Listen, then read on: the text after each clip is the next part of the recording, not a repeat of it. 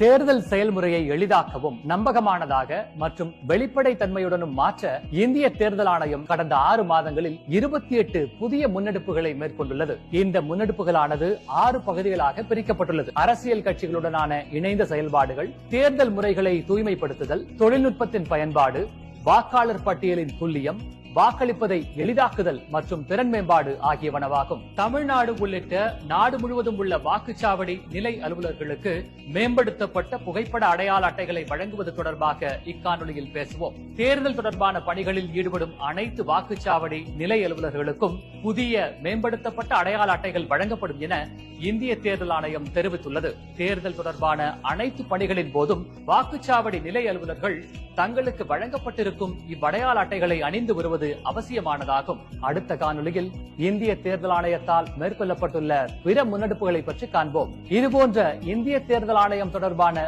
மேலும் புதிய தகவல்களுக்கு எங்களது அனைத்து சமூக ஊடக தளங்களை பின்தொடரவும் மற்றும் சப்ஸ்கிரைப் செய்யவும்.